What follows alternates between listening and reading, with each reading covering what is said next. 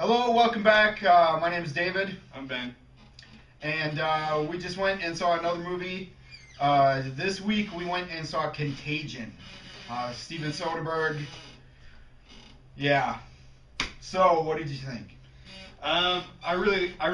Overall, I have pretty lukewarm feelings about it. I liked a lot of things about it. I thought the acting was all great, um, but I just feel like it was a really mediocre take on a really interesting premise, and Yeah. it just kind of left me. It just kind of left me not all that excited. I mean, I think there's a lot of things that I could spend some time. Like I said when we got out of the movie, I could watch it again. I think because I think that there's a lot of stuff under the surface. There's a lot of like commentary, like social commentary, going on there. But at the same time, a surface level read of it, I just didn't find it all that interesting. Yeah, I think I kind of feel the same way. I think the biggest thing that I look for when I go to see a movie is to be entertained. And I was not entertained. Like, after they pulled Gwyneth Paltrow's skull open, like, that was the highlight in the movie for me, and that was in the first 10 minutes. The rest of the movie just kind of went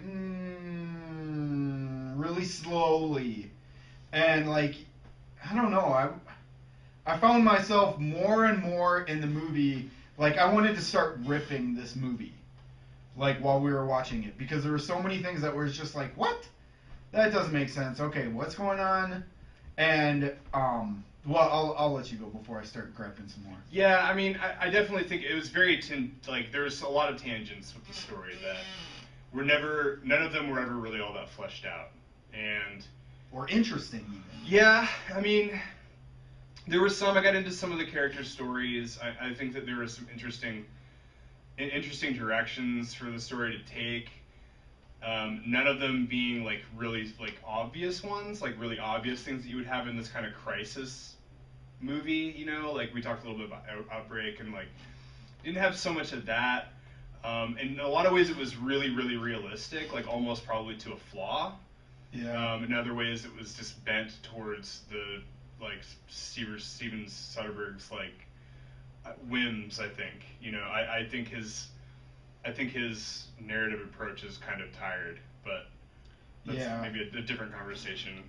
But I mean, as we talk about like some of the tangential characters, there was the woman that was in China, the French woman that was in China, and then like the one guy who like picks her up and like says, "Oh, I gave you a placebo," and then she runs off into the airport, and you never see her again. Right. Like, what is the point?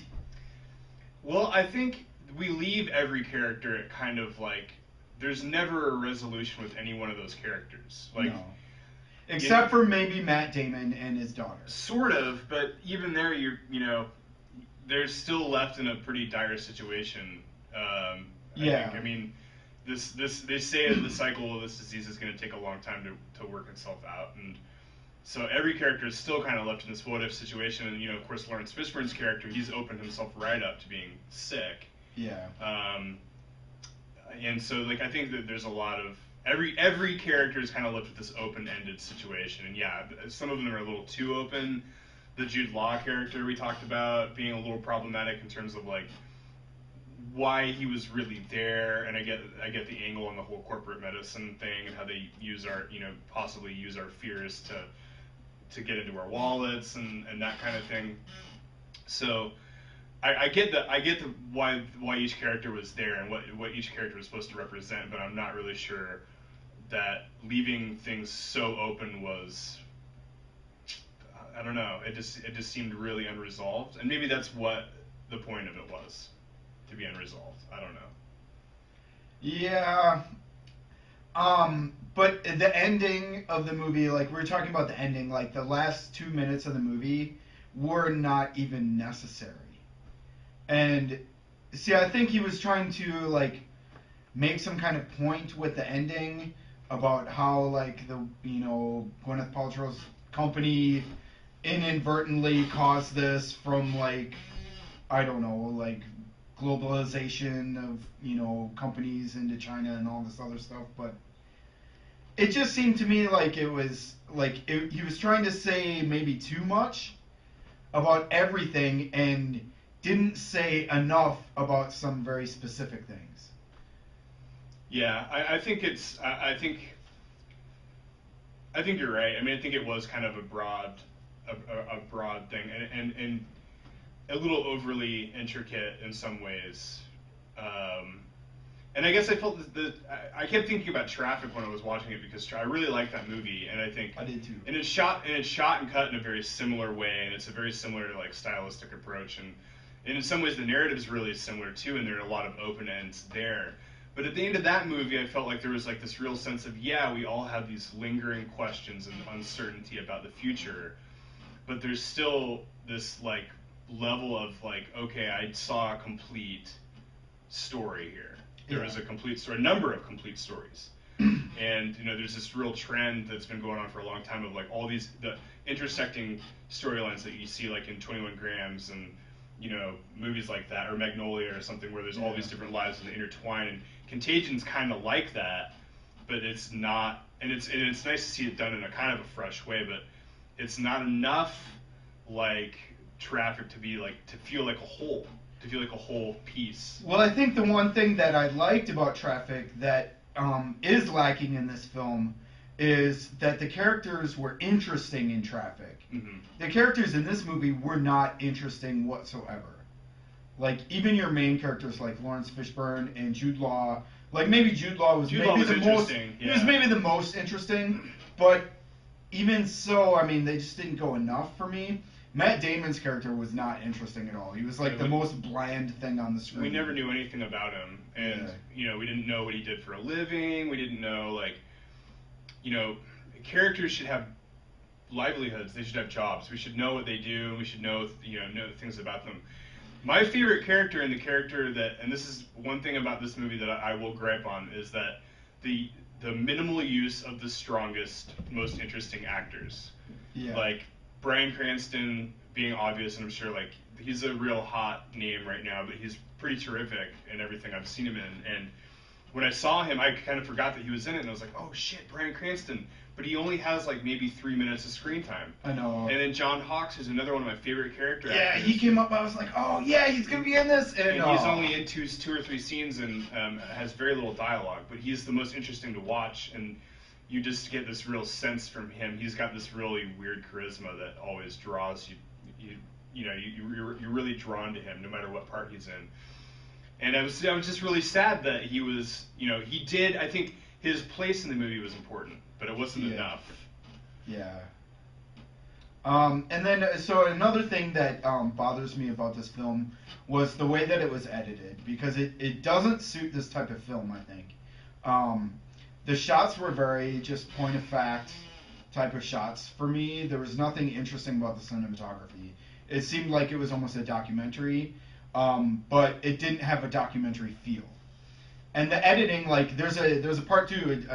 John Hawkes, like his character, like in the beginning of the film, he's talking about his son having ADHD, and right away the movie's like jumping back and forth between all these characters. And I said to Brian sitting next to us, I was like, this movie has ADHD. Like it can't focus on anything, and it felt that way through the whole movie. Well, I think I didn't really bother. I didn't really have a problem overall with the way that the movie like looked and felt. And I can't say I was. There were parts where I was bored, but I wasn't bored the whole time for sure. I wasn't thinking about that as much, I guess. And if I was to watch it again, maybe it would bother me more. But I think my problem is really Soderberg's approach overall, and it's just like this. He is kind of just this factory now, where he just like, oh, here's an interesting script, and he prides himself on not like having shot lists and not having, just being able to show up to set and like with very little rehearsal or preparation or anything, shoot the actors doing the script. And I just think that there's some level of detriment to there. It really works in some ways, and it works in some of his other movies. Yeah. But I think that I think studios really like this guy because he is independent in that sense, except that he's like, friends with all the richest and most famous people in the world, and like always gets them in his movies, and they always work together and stuff. Like, he's really good friends with Brad Pitt, and Brad Pitt's in all his stuff, and so he's great. Studios like him because he gets those people involved. He can make a movie really cheap, and he can just crap it out in like a couple of days. Like, this movie, for all intents and purposes, like set the locations aside, the number of locations aside, he could have shot it in a week. Yeah. And that's just the way it feels. It just feels like, and I think that that's a sign of the times in terms of like the level of accessibility that we have to technology to make these movies. But to me, when I go to see a movie like this, like, I want to know that there's more investment than that. Yeah. So I do want to touch on one thing that I did like about the movie, and that was the acting. Okay, yeah. There was nobody in the film who I thought was doing a bad job as an actor. Like, I thought everybody put up a high caliber of performance. And that's what you expect out of a lot of these bigger names, though, too. Like Kate Winslet and like Lawrence Fishburne, Jude Law. All of those guys were great in the movie.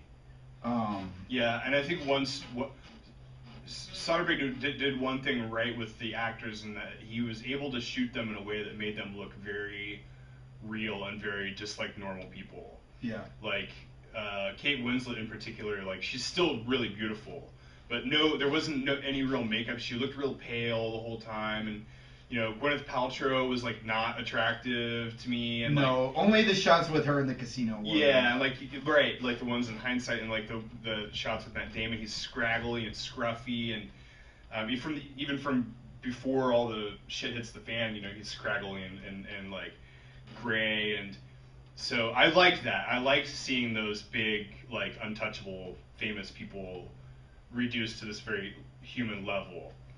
But at the same time, I feel like if you're gonna cast a movie like that, what is you're gonna get terrific performances, but what is the benefit of having all of that star power in something that's supposed to be so, like, indie? Yeah. Why not cast some fresh people? Or bring some of the lesser known people more to the front. Or to the front, yeah. Let them have their day in the sun. Because, I mean, God knows, Matt Damon's been in everything, and it's just, yeah, he's really good. He's really, really good, and he does it perfectly. It's pitch perfect, but that movie would have been so differently. I mean, Soderbergh did another movie a few years ago called Bubble, which was like all non-actors, and that was really interesting and fresh. Imagine this movie with all non-actors. So I don't know. I think there's some glitches in his approach. Well, unless you have anything else to say, I think we can wrap it up. I don't know if I would recommend this movie. I mean, if you're a big fan of movies, then I would say, yeah, you have to go see it. But if you're the local, Joe Schmo, you can only go see like one movie every month or something, I'd say skip this one. Go watch something else. You'll be much more entertained by just about anything else, I think. Yeah, I would say I recommend it if you're not expecting what I was hoping for, and I knew I wasn't going to get, which is, like a big blood splattered, like infection, contagion, movie, like some kind of nuclear fallout or something like that, or, some kind of Ebola virus situation. Don't go expecting anything really exciting, because it's very low key. Yeah. Based on that expectation. So, but I would recommend it if you're willing to do kind of a cerebral, slow-paced, thing with like really good acting in it. Yeah. Okay. Well, tune in next week, and who knows what we'll go see. I don't know. Maybe Drive. I want to see that. Yeah, Drive looks good. Yep. Okay. All right. Thanks. Thanks. Bye.